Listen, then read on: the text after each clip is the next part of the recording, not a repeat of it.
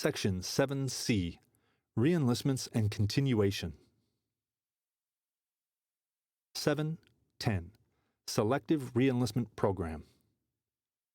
The Selective Reenlistment Program applies to all enlisted personnel by which commanders, civilians, directors, and supervisors evaluate first-term, second-term, and career airmen to ensure the U.S. Air Force retains those who consistently demonstrate the capability and willingness of maintaining high professional standards.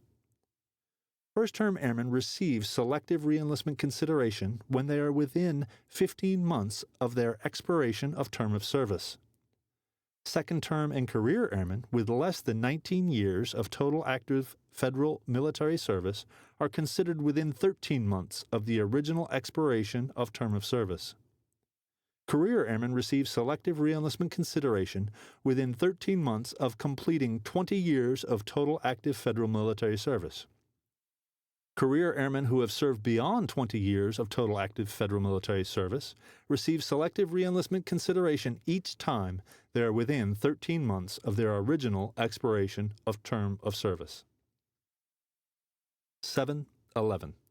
Selective Reenlistment Program Considerations.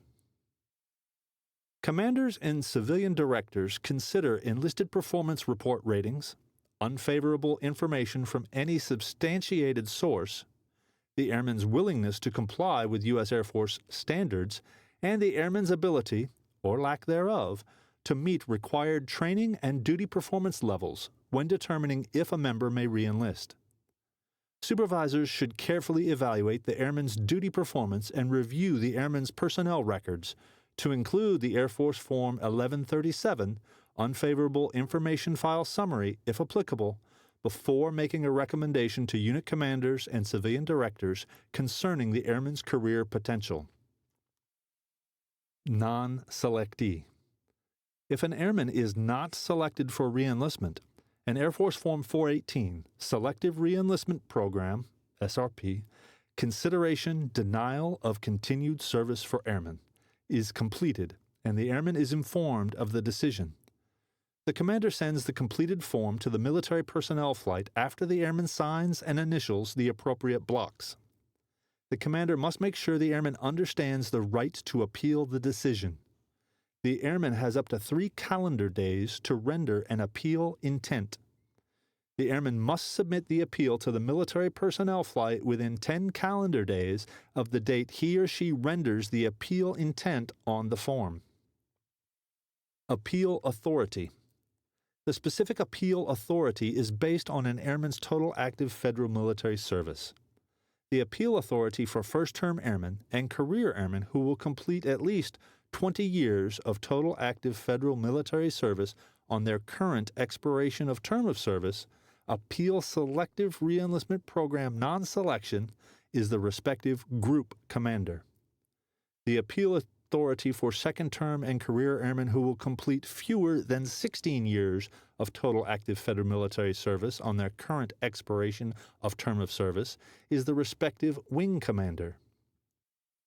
The appeal authority for second-term and career airmen who will complete at least 16 years of total active federal military service, but fewer than 20 years of total active federal military service on their current expiration of term of service, is the Secretary of the Air Force.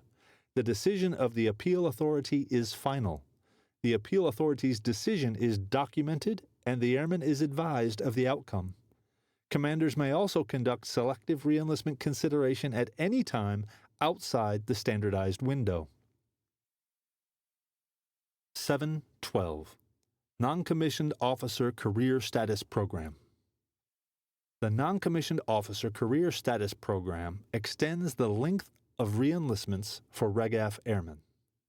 All airmen who have been selected for continued service by their commander, civilian director, to include those with approved waivers, and those who have at least 12 years total active federal military service on date of discharge, day prior to reenlistment, will be reenlisted for an unspecified period. These airmen will serve up to their high year of tenure based on current grade, or, if promoted, projected grade, unless sooner separated by U.S. Air Force policy or law under the NCO Career Status Program. Airmen who serve 20 or more years of total active federal military service may retire, if otherwise eligible, no later than the first day of the month following high year of tenure. This program streamlines the reenlistment and extension process and alleviates unnecessary administrative actions for airmen, supervisor chains, and military personnel flights. 713. Career Job Reservation Program. Because of various career force size and composition restrictions, there are times when the U.S. Air Force must place a limit on the number of authorized first-term airmen who may reenlist. The Career Job Reservation (CJR) program exists to assist in the management of first-term airmen reenlistments by Air Force Specialty Code (AFSC) to prevent surpluses and shortages. All eligible first-term airmen must have an approved CJR to reenlist. Airmen are automatically placed on the career job applicant list on the first duty day of the month, during which they complete 35 months on their current enlistment, 59 months for 6-year enlistees, but no later than the last duty day of the month, during which they complete 43 months on their current enlistment, 67 months for 6-year enlistees. To keep their approved CJR, airmen must reenlist on or before the CJR expiration date. CJRs may be constrained, limited quotas, or unconstrained, unlimited quotas. Constrained. First-term airmen in constrained AFSCs have limited quotas when available and compete for a CJR. Commanders or civilian directors recommend award of CJRs to airmen in constrained AFSCs where an allocation has been awarded. Approval of CJRs are made at the group commander level or equivalent. Commanders or civilian directors may recommend first-term airmen for an award of a CJR any time during the airman's CJR window. Airmen outside their CJR window are not eligible for award of a CJR. Airmen's EPRs must reflect that the member has met the minimum expectation and not have an unfavorable information file, lost time, or record of active non-judicial punishment on their current enlistment in order to be considered for a CJR. The airman's job performance, demonstrated leadership, how the airman exemplifies U.S. Air Force core values, and ability to succeed in the AFSC should also be considered. Upon airmen entering their CJR window, commanders or civilian directors are encouraged to advise airmen on their potential for a CJR and, when appropriate, encourage retraining. When constrained AFSCs are implemented, Air Force Personnel Center issues CJR quotas on a fiscal year basis, and selection authorities may consider airmen by board, nomination packages, etc. Airmen who are on the CJR waiting list and whose AFSC is removed from the constrained list will receive a CJR. Airmen who are removed from the waiting list prior to the AFSC being removed will not receive supplemental consideration.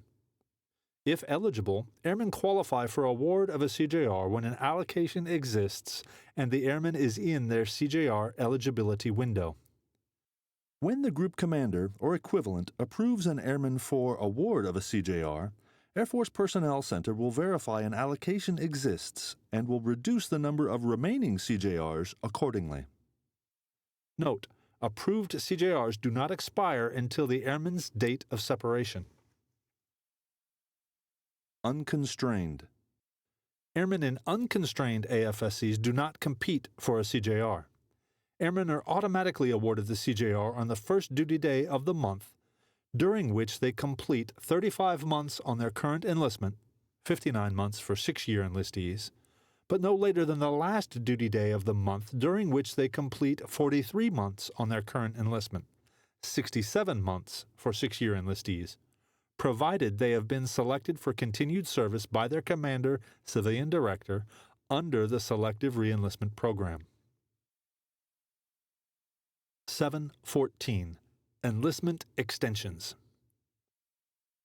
Airmen serving on an active enlistment may request an enlistment extension if he or she has a service-directed retainability reason and the extension is in the best interest of the U.S. Air Force. Extensions are granted in whole month increments. For example, if the individual needs 15.5 months of retainability for an assignment, the individual must request a full 16-month extension. Voluntary extensions for all airmen are limited to a maximum of 48 months per enlistment. In the event that Air Force specialties are constrained, the Air Staff may limit first-term airmen extensions to a specified period. Certain situations, such as citizenship pending, may warrant exceptions to policy. Airmen may be eligible to request an extension of enlistment to establish a date of separation at high-year tenure to separate or retire. Normally, airmen must be within 2 years of their high year of tenure before they can extend. Note, once approved, an extension has the legal effect of the enlistment agreement by extending the airman's period of obligated service. Enlistment extensions can only be canceled when the reason for the extension no longer exists, as long as the airman has not already entered into the extension. 7.15. Selective Retention Bonus. The Selective Retention Bonus, SRB, program is a monetary incentive paid to airmen serving in certain selected critical military skills who reenlist for additional obligated service. The bonus is intended to encourage the reenlistment of sufficient numbers of qualified enlisted personnel in military skills with either demonstrated retention shortfalls or high training costs. Airmen in SRB skills who reenlist or extend their enlistment in the active duty for at least 3 years are eligible for an SRB provided they meet all criteria listed in AFI 36-2606, Reenlistment and Extension of Enlistment in the United States Air Force, dated 27 January 2021. Airmen can expect to serve in the SRB specialty for the entire enlistment for which the bonus was paid. SRB designations are established by zones, which are determined by the total active federal military service of airmen at the time of reenlistment or the date they enter the extension. Eligible airmen may receive an SRB in each zone, A, B, C, or E, but only one SRB per zone. Zone A applies to airmen reenlisting between 17 months and 6 years. Zone B applies to airmen reenlisting between 6 and 10 years. Zone C applies to airmen reenlisting between 10 and 14 years. Zone E applies to airmen reenlisting between 18 and 20 years. SRBs are calculated using 1 month's base pay, multiplied by the number of years reenlisting or extending, multiplied by the SRB multiple as listed on the authorized SRB listing. The maximum SRB per zone is $100,000. Note, the airman's base pay on the date of discharge is used to calculate the SRB. Therefore, if an airman was promoted to staff sergeant on 1 May and reenlisted on 1 May, the SRB would be calculated on the base pay of the day prior to the reenlistment as senior airman. 7.16. U.S. Air Force Retraining Program. Retraining is a force management tool used primarily to balance career fields, officer and enlisted, across all AFSCs and to ensure sustainability of career fields. Retraining also provides a means to return disqualified airmen to a productive status. Although airmen may be selected for involuntary retraining based on Air Force needs, the retraining program allows a limited number of airmen the opportunity to pursue other career paths in the U.S. Air Force. The online retraining advisory is a living document found on MyPERS, maintained by the Air Force Personnel Center as a key tool used to advise members of retraining opportunities. For additional information on retraining eligibility and application procedures, refer to AFMAN 36-2100. First-Term Airman Retraining Program. First-term airmen assigned to the continental United States may apply not earlier than the first duty day of the month during which they complete 35 months of their current enlistment, 59 months for 6-year enlistees, but not later than the last duty day of the 43rd month of their current enlistment, 67 months for 6-year enlistees. First-term airmen assigned outside the continental United States may apply for retraining 9 to 15 months prior to the date they are eligible to return from overseas if serving within their normal first-term window, 35th month for 4-year enlistees or 59th month for 6-year enlistees. Airmen with an indefinite return from overseas date must complete the original tour length before departing for retraining.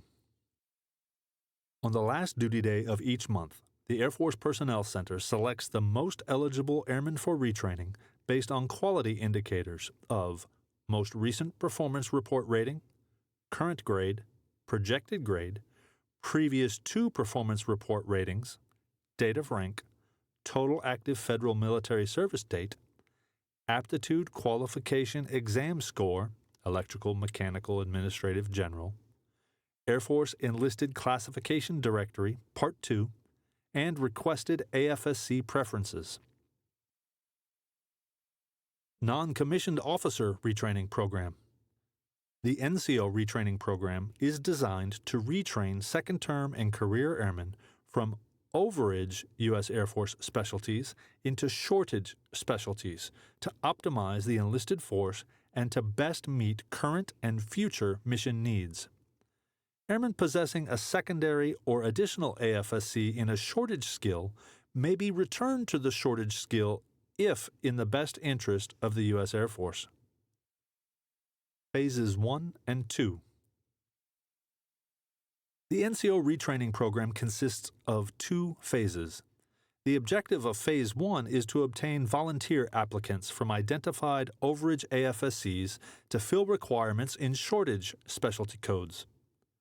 All airmen with retraining out objectives may apply for any available specialty codes with retraining in objectives for which they qualify. During Phase 1, if sufficient applications are not received and retraining objectives for the fiscal year are not met, implementation of Phase 2 is necessary. In Phase 2, airmen will be selected for mandatory retraining based on U.S. Air Force needs to balance the force. The Master Vulnerability List is used to select airmen for mandatory retraining. 7.17. Officer Crossflow and Reclassification Programs. Tools and procedures are available to address career field manning imbalances and shape the officer force within authorized, funded end strength. The non-rated line crossflow program addresses manning shortages and overages by conducting a crossflow panel when needed to select the best qualified officers to fill the required vacancies. The Missileer Crossflow Program is a process ensuring the Nuclear and Missile Operations 13N Air Force specialty remains balanced for sustainment by cross-flowing excess officers at the 4-year point back to donor career fields. Out-of-cycle cross-flow requests, as well as initial skills training reclassification, are additional programs to ensure the balance of officer career fields.